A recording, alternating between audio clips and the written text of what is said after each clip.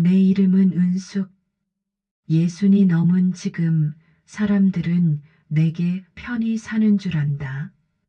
남편을 떠나보낸 지 오래고 아들 녀석도 장성에 결혼을 했으니 이제는 남은 생을 조용히 즐기며 살아도 되지 않겠느냐고 다들 말한다. 하지만 그건 겉모습일 뿐이다. 나는 단 하루도 마음을 놓고 살아본 적이 없다. 젊었을 적 나는 폭풍 같은 세월을 견뎌냈다. 남편이 갑작스레 쓰러져 세상을 떠난 그날, 나는 눈앞이 캄캄해졌다. 대출금에 쫓기고 어린 아들을 바라보며 하늘이 원망스러웠다. 하루하루를 버티려 장사를 하고 남들이 꺼리는 청소일을 도맡았다. 손에 굳은 살이 터지고 허리가 굽어져도 멈출 수 없었다. 그렇게 피눈물로 모은 돈이 있었다. 내 전부이자 마지막 자존심, 바로 거실 구석 금고 안에 숨겨둔 현금이었다. 그 금고는 낡은 장식장 아래에 놓여 있었다. 남들 눈에는 그냥 오래된 가구일 뿐이었지만 내겐 심장 같은 존재였다. 하루에도 몇 번씩 나는 금고 앞에 서서 번호키를 돌려보았다. 혹시 누가 건드리진 않았을까? 혹시 내가 모르는 새 열려 있진 않을까? 잠깐의 확인이지만 늘 심장이 덜컥 내려앉곤 했다. 며느리 수지는 남들이 보기엔 흠잡을 데 없는 아이였다. 예의 바르고 목소리도 고왔고 남 앞에서는 늘 상냥하게 웃었다. 친척들은 하나같이 말했다. 사돈댁은 좋으시겠어요. 요즘 그런 며느리 얻기 힘든데 복 받으셨네. 그럴 때마다 나는 그저 웃어넘겼다. 사람들 눈에는 천사로 보였겠지만 내 눈에는 달랐다. 나는 오래 살아오면서 사람 속내를 보는 법을 배웠다. 겉으로 아무리 포장해도 눈빛만큼은 속일 수 없는 법이다. 수진의 눈빛은 언제나 묘하게 번뜩였다. 겉으로는 고분고분한 척했지만 그 뒤에 숨어 있는 계산을 나는 느낄 수 있었다. 그날 저녁도 마찬가지였다. 나는 소파에 앉아 TV를 보고 있었고 수지는 부엌에서 무언가 분주히 움직이고 있었다. 잠시 후 그녀는 김이 모락모락 나는 유자차 한 잔을 내밀었다. 잔에서 은은한 향이 흘러나왔고 그녀는 부드럽게 말했다. 어머니, 이거 드셔보세요. 몸에 좋대요. 어머니 건강하셔야 오래오래 우리랑 같이 사시죠. 나는 웃으며 잔을 받았지만 속으로는 왠지 모를 서늘함이 스며들었다. 오래오래 같이 살자고? 그 말이 왜 이렇게 마음에 걸리지? 차를 한 모금 삼키자 뜨거운 기운이 목을 타고 내려갔지만 가슴속은 싸늘하게 얼어붙는 것 같았다. 거실은 고요했다. TV에서는 아침 드라마가 흘러나오고 있었지만 대사는 귀에 들어오지 않았다. 유자차 잔을 내려놓으며 나는 수진을 흘끗 보았다. 그녀의 시선은 내 손등에 잠시 머물러 있었다.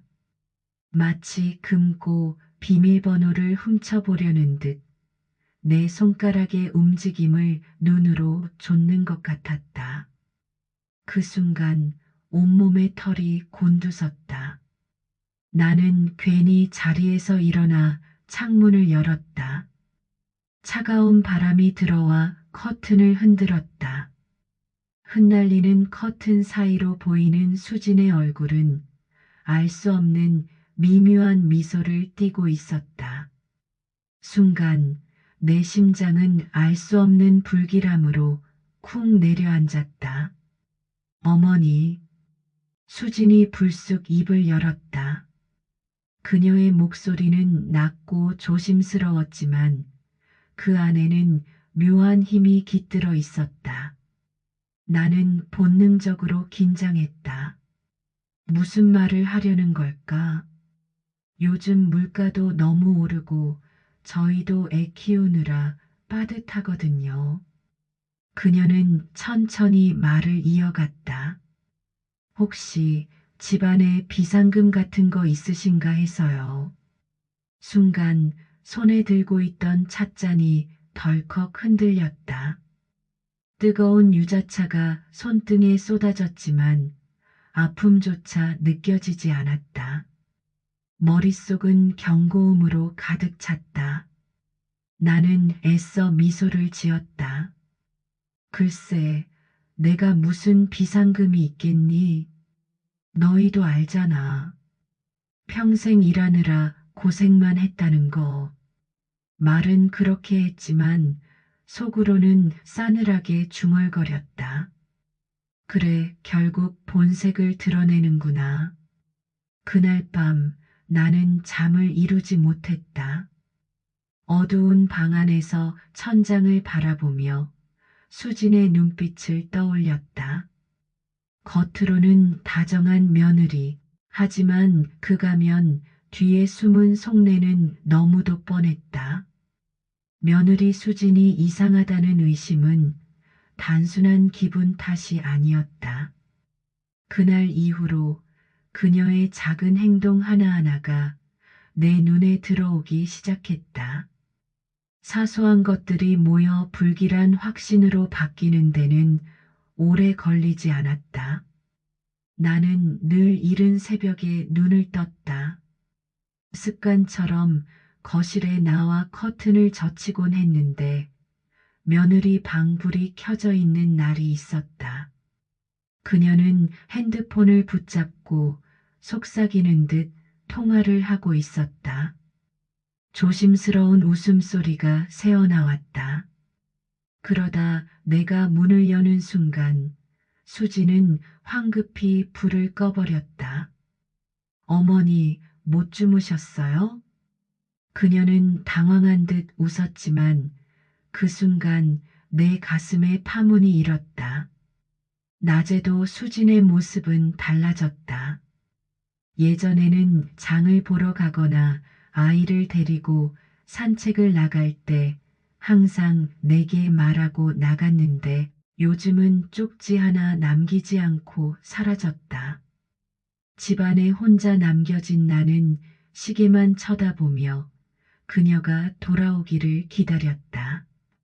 2시간, 3시간 때로는 반나절을 비웠다. 돌아와서는 늘 같은 핑계를 댔다. 마트에 갔어요. 친구 만나서 잠깐 얘기했어요.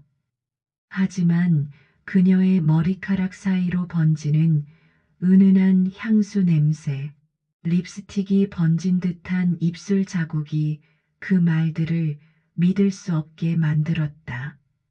나는 오래 살아오면서 한 가지 배운 게 있다. 거짓말은 아무리 감춰도 틈새에서 드러나기 마련이라는 것이다. 수진의 눈빛은 갈수록 초조해졌다.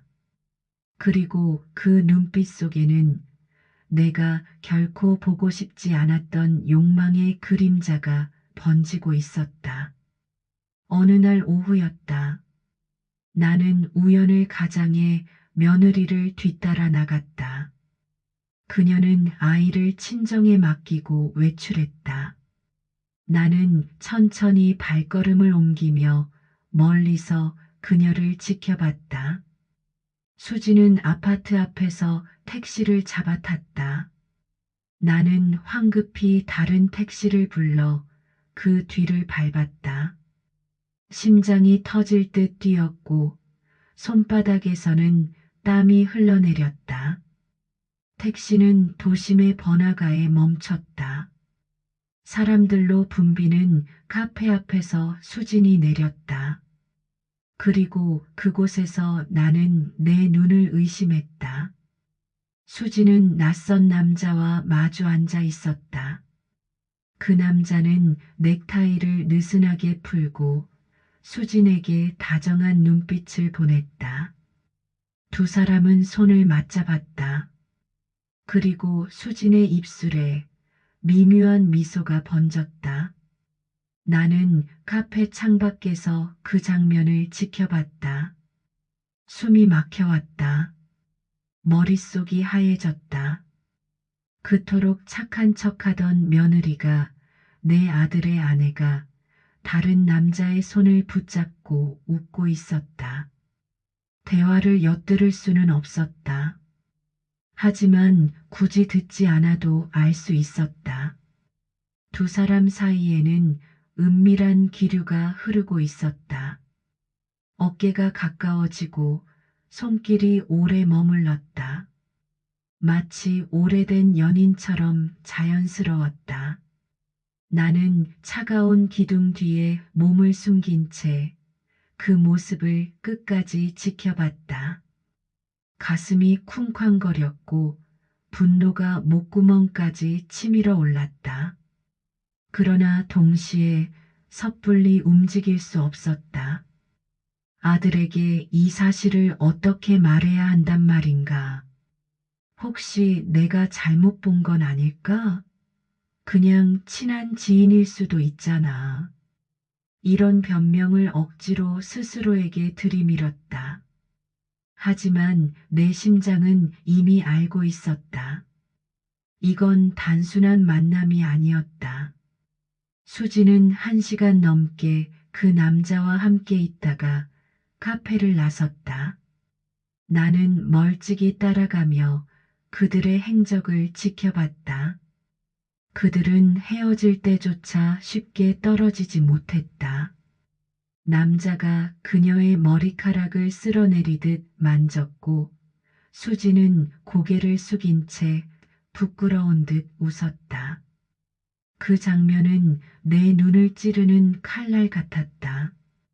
집에 돌아오는 길, 나는 온몸이 무너져 내린 듯 허탈했다.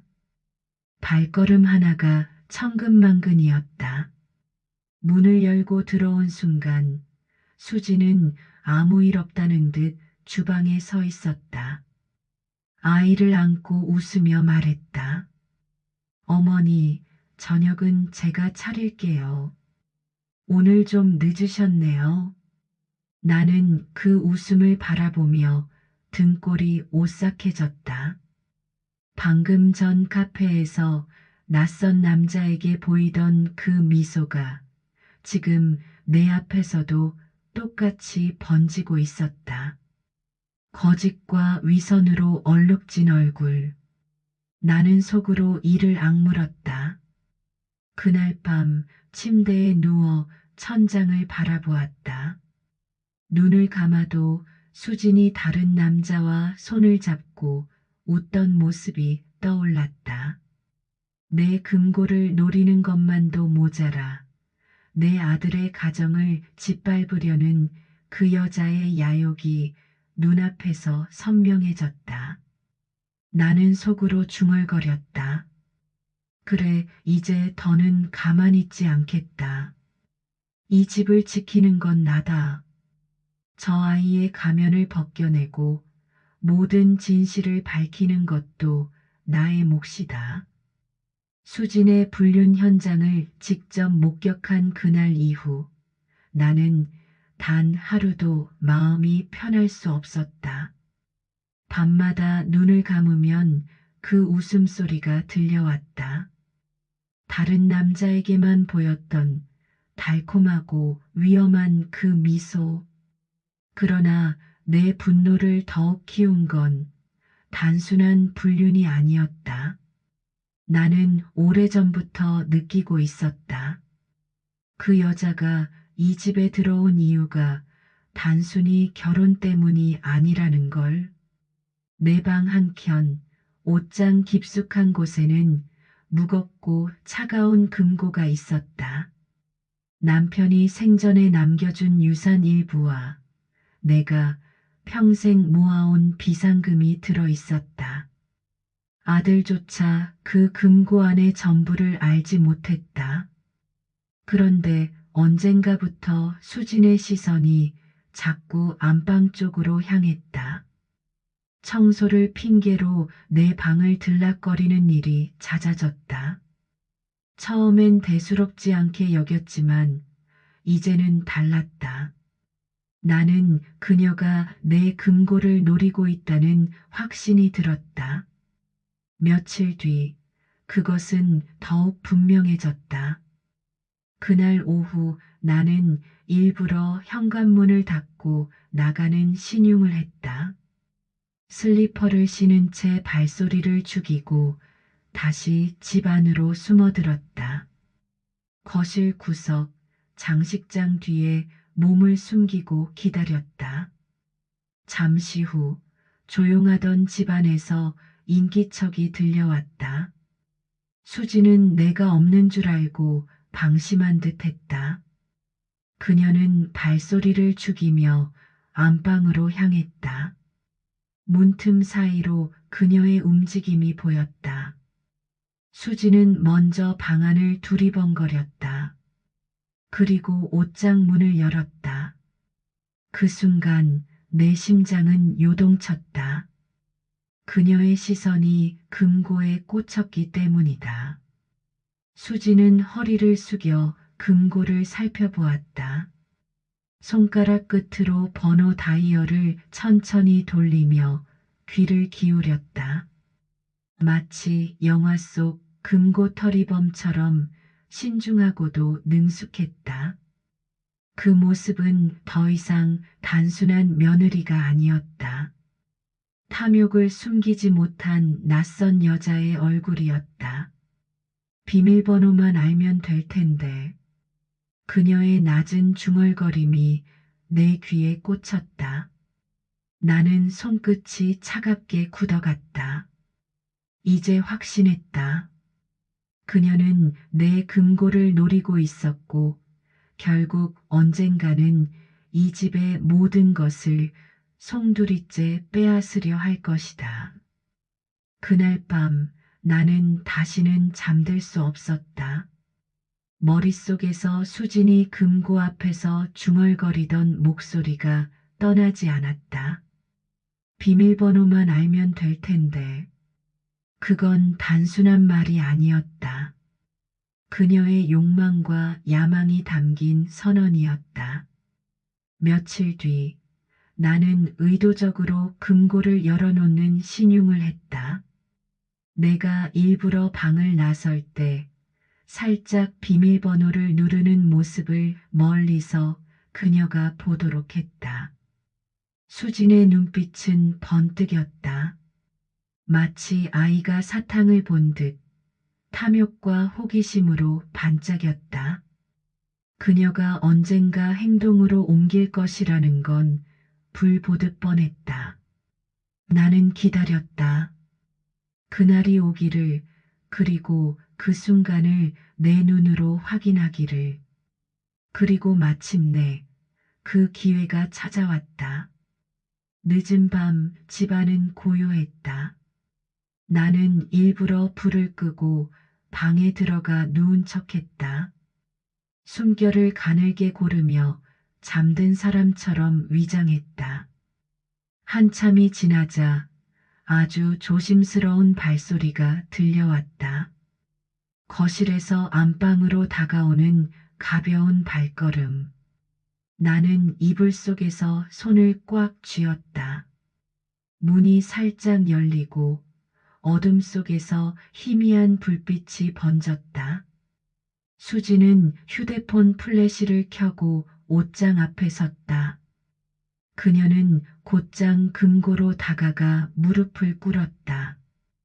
그리고 낮게 속삭였다. 비밀번호만 기억나면. 그녀의 손이 번호 다이얼을 더듬었다. 나는 심장이 터질 듯 뛰었지만 끝까지 참고 지켜봤다. 이건 단순히 며느리의 일탈이 아니었다.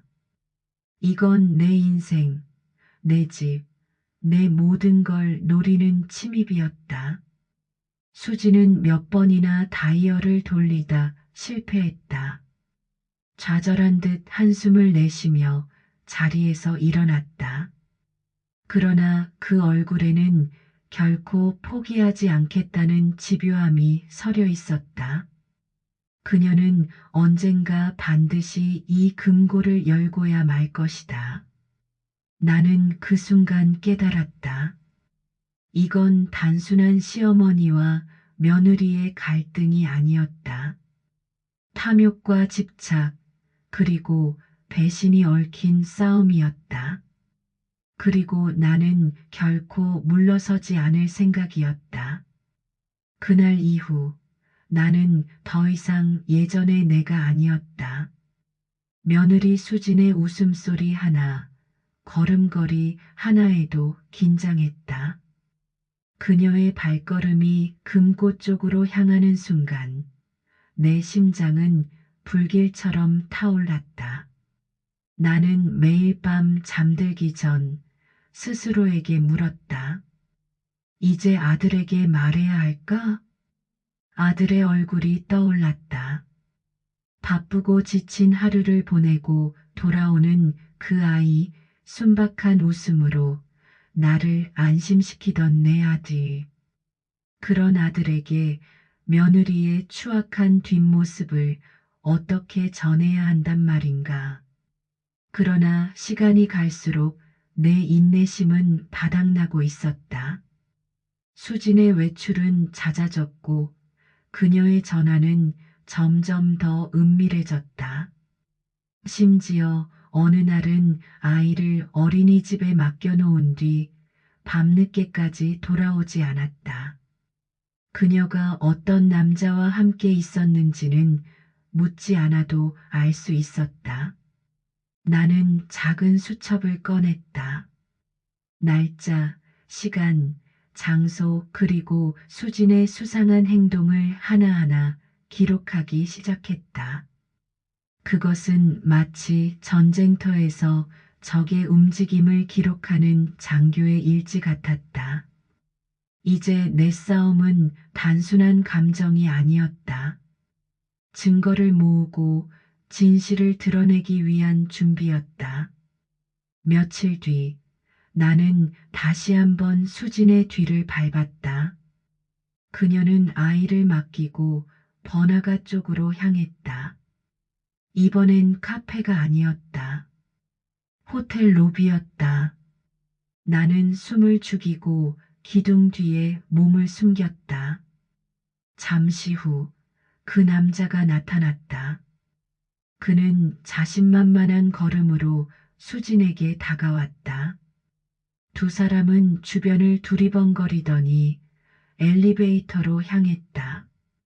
내 두 다리는 떨렸고 심장은 귀에서 쿵쾅거렸다.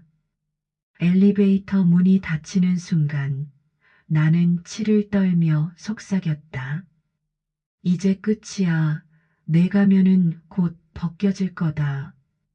그날 밤 나는 집으로 돌아와 아들의 방 앞에 섰다. 문을 두드리려다 손을 멈췄다. 안에서 들려오는 아들의 코 고는 소리에 눈물이 핑 돌았다. 내 아들은 아무것도 모른다. 그저 가족을 위해 일만 하고 집에서는 평화를 바랄 뿐이다.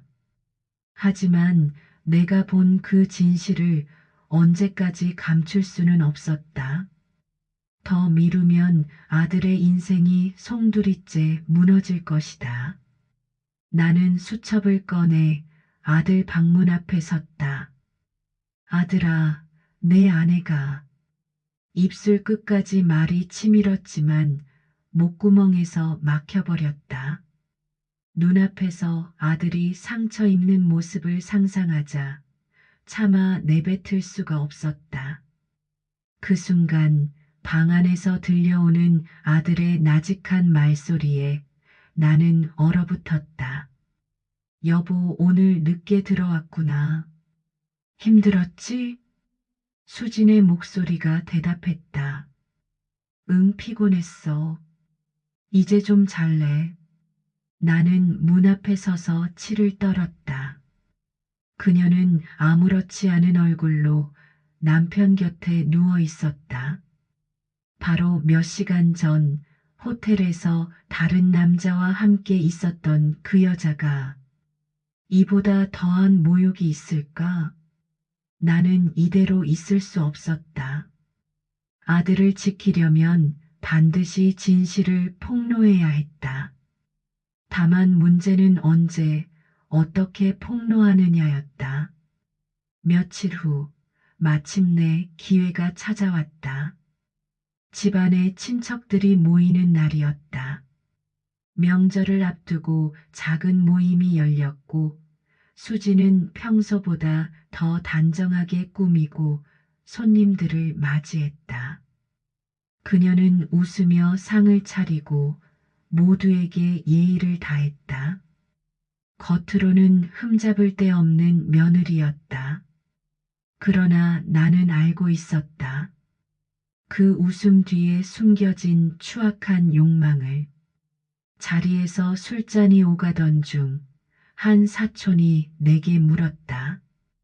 형수님, 이제는 좀 편안하시죠? 며느리도 참 잘하던데요. 나는 순간 멈칫했다. 내 입술 끝에서 말이 튀어나올 뻔했다. 잘하다니? 저 여자가 무슨 짓을 하는지 당신들이나 알기나 해? 그러나 꾹 참았다. 지금 이 자리에서 폭로하면 단순한 스캔들이 아니라 집안 전체가 흔들릴 것이다. 아들이 가장 큰 상처를 받을 게 뻔했다. 나는 술잔을 내려놓으며 속으로 다짐했다. 조금만 더 기다리자. 이제 거의 다 왔다. 증거가 더 필요해. 모두가 부정할 수 없는 결정적인 증거. 수지는 그날도 마지막까지 웃음을 잃지 않았다. 그러나 내 눈에는 그 웃음이 서서히 갈라져가는 가면처럼 보였다. 그날 밤 나는 침대에 누워 천장을 바라보았다. 오늘 당장이라도 폭로할 수 있었지만 나는 멈췄다. 이제 나의 싸움은 끝을 향해 가고 있었다. 곧 그녀의 모든 죄가 만천하에 드러날 것이다. 나는 속으로 중얼거렸다. 집 안 공기는 얼어붙어 있었다. 며칠 전 폭로 이후 아들은 더 이상 수진을 예전처럼 바라보지 못했다. 그의 눈빛 속에는 사랑과 분노, 믿음과 의심이 뒤섞여 있었다. 말 한마디 없이 식사를 마치는 시간이 이어졌고 식탁에 놓인 숟가락 부딪히는 소리만이 공허하게 울렸다. 나는 침묵을 지켰다. 더 이상 말로 설득할 필요가 없었다. 증거는 이미 충분했고 수진의 거짓말은 너무나 서툴렀다. 이제 남은 것은 결정적 장면을 잡는 것뿐이었다. 수지는 날카롭게 변해 있었다. 화장은 점점 짙어졌고 외출은 잦아졌다. 그러나 돌아올 때마다 그녀의 얼굴에는 불안이 묻어났다. 눈 밑 다크서클이 깊었고 손톱은 불규칙하게 뜯겨 있었다. 여보, 나 요즘 너무 힘들어. 우리 여행이라도 가면 안 돼? 이 집에서 좀 벗어나고 싶어. 수지는 연약한 척 아들에게 매달렸다. 그러나 아들은 무겁게 고개를 저었다. 지금 그런 상황 아니야. 나도 혼란스러워. 우리 당분간은 이 집에서 진실을 확인해야 해. 그 대답은 수진의 눈빛에 불꽃을 일으켰다. 그러나 그녀는 억지 미소를 지으며 숟가락을 내려놓았다. 그래, 알았어. 당신이 그렇다면. 하지만 나는 알았다. 그녀의 웃음 뒤에 감춰진 것은 포기나 체념이 아니라 오히려 더 위험한 결심이라는 것을. 며칠 뒤 밤이 깊은 시각, 나는 일부러 방에서 불을 끄고 나갔다. 겉으로는 취침인 듯 보였지만 내 귀는 곤두서 있었다. 그리고 마침내 거실에서 미세한 발소리가 들렸다. 나는 숨을 죽이고 문틈으로 살폈다. 수진이 검은 가디건을 걸치고 조심스럽게 안방으로 향하고 있었다. 그녀의 손에는 작은 열쇠꾸러미와 얇은 금속 도구가 들려 있었다. 역시 내 심장은 빠르게 뛰었지만 몸은 차갑게 가라앉았다. 수지는 안방에 들어가더니 곧장 장롱 쪽으로 다가갔다. 그 속에는 내가 평생 모은 재산이 고스란히 들어있는 금고가 있었다. 그녀는 주위를 몇 번 두리번거리더니 재빨리 무릎을 꿇고 금고 다이얼을 돌리기 시작했다. 딸깍, 딸깍, 묘하게 능숙한 손길이었다. 이게 단순한 충동이 아니라 오래전부터 준비해온 행동이라는 것을 나는 직감했다. 그 순간 방 뒤쪽에서 또 다른 인기척이 들렸다. 아들이었다. 그 역시 잠을 이루지 못하고 거실을 서성이던 중 수진의 수상한 행동을 목격한 것이다. 수진아, 지금 뭐 하는 거야? 낮게 울리는 아들의 목소리에 수진의 손이 멈췄다. 그녀는 천천히 고개를 돌렸다. 얼굴이 사색이 된 채 억지로 미소를 지었다. 여보, 아니, 그게 그냥 장난이야. 나 심심해서. 아들은 더 이상 속지 않았다. 그의 눈에는 실망과 배신감이 가득했다. 장난? 금고를 열려고 한 게 장난이라고? 나는 더 이상 지켜만 보지 않았다. 불을 켜고 문을 열며 방에서 나왔다. 이제는 끝이구나. 내 꼴을 내 눈으로 직접 보게 될 줄이야. 수지는 입술을 달달 떨며 뒷걸음질 쳤다. 아니에요. 저는 그냥 열쇠가 맞나 확인해 본 것뿐이에요. 진짜예요. 나는 날카롭게 쏘아붙였다. 너 언제부터 계획했지? 결혼 전부터였어? 아니면 우리 집 들어온 첫날부터? 그녀의 눈빛이 흔들렸다. 그러나 끝까지 발뺌하려 했다. 아니라니까요. 왜 저만 의심하세요? 전 그냥 당신 아들 사랑해서 결혼한 거라고요. 아들은 고개를 저으며 차갑게 말했다. 사랑? 내가 사랑한 건 내 엄마 금고였지. 이제야 알겠다. 순간 수진의 표정이 일그러졌다. 눈가에 맺힌 눈물이 떨어졌지만 그것은 슬픔이 아니라 분노의 눈물에 가까웠다. 그래, 맞아. 나 사랑했어. 하지만 사랑만으로는 못 살아. 이 집에서 매일 숨막히게 사는 게 뭔지 알아? 당신 엄마의 눈초리, 그 금고 소리 다 나를 미치게 만들었어. 그녀는 마치 그동안 눌러왔던 감정을 폭발시키듯 소리쳤다. 난 내 인생을 바꾸고 싶었어.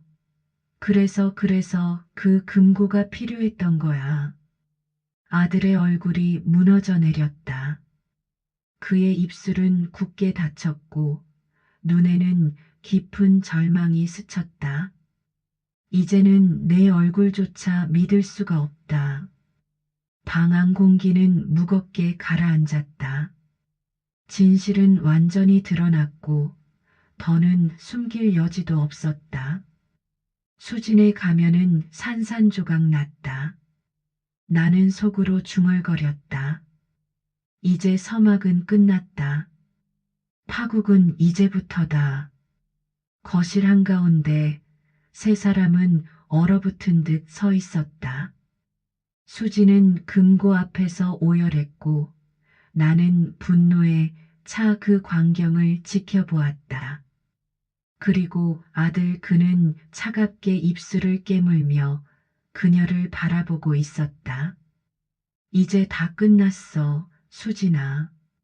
내가 말하자 수지는 고개를 흔들었다. 아니야, 여보, 난 당신만 믿어. 우린 다시 시작할 수 있어. 어머니 말만 안 들으면 돼. 그러나 아들은 한참 동안 말이 없었다. 그리고 마침내 낮게 웃음을 흘렸다. 낯설고 서늘한 웃음이었다. 다시 시작? 흥? 넌 아직도 모르겠구나. 수진의 눈동자가 흔들렸다. 뭐가? 아들은 천천히 다가갔다. 난 이미 내가 어떤 인간인지 다 알고 있었어. 내가 호텔에 들어가는 것도 와인바에서 낯선 남자와 웃는 것도 다 봤어. 사진도 찍어뒀고 순간 수진의 얼굴이 창백해졌다. 그걸 언제부터? 아들의 목소리가 점점 낮고 서늘해졌다. 몇 달 전부터 내가 엄마 금고를 힐끔거릴 때부터 의심했어. 그래서 일부러 모른 척했지. 내가 얼마나 더 깊게 추락하는지 보고 싶어서. 나는 충격에 입을 막았다. 아들아, 너 그럼. 그는 고개를 끄덕였다. 그래, 엄마. 난 이미 다 알고 있었어. 엄마가 수첩에 적은 것, 녹음기 사실, 그게 필요하진 않았어. 난 내 눈으로 다 봤으니까. 수지는 울먹이며 무릎을 꿇었다. 여보, 제발 난 그냥 우리 잘 살고 싶어서 그랬던 거야. 당신만 있으면 됐어. 하지만 아들은 냉정하게 그녀의 손을 뿌리쳤다. 잘 살고 싶었다고? 웃기지 마. 내가 사랑한 건 나도 우리 가정도 아니었어. 오직 금고였지. 그는 천천히 금고 앞으로 다가갔다. 그리고 비밀번호를 누르더니 철컥 문을 열었다. 수지는 숨을 죽이며 금고 속을 들여다봤다. 그러나 안에는 돈도 증서도 아무것도 없었다. 단지 낡은 사진 한 장만이 놓여 있었다. 수진의 눈이 휘둥그레졌다. 이게 뭐야? 아들은 비웃음을 터뜨렸다. 내가 목숨 걸고 탐내던 금고, 사실 오래전부터 비워놨어. 난 내가 어떻게 망가지는지 보고 싶었을 뿐이야. 순간 수지는 망치로 얻어맞은 듯 휘청거렸다. 그럼 난 지금까지. 그래. 아들의 눈빛은 차갑게 빛났다. 넌 스스로 무덤을 판 거야. 난 그냥 옆에서 지켜본 것뿐이지. 수지는 바닥에 주저앉아 흐느꼈다. 그녀의 머릿결이 흐트러지고 짙은 화장이 번지며 얼굴이 일그러졌다. 아들은 더 이상 눈길조차 주지 않았다. 나는 아들을 바라봤다. 내 아들이 이렇게 냉정한 얼굴을 하게 될 줄은 몰랐다.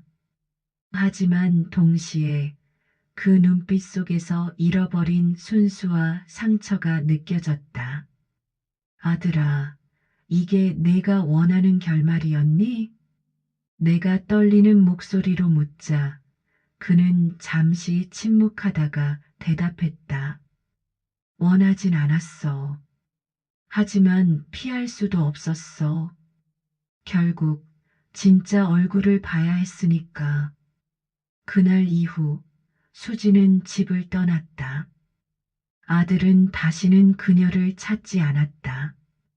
그리고 금고는 여전히 텅 빈 채로 남아 있었다. 나는 그 금고를 바라보며 생각했다.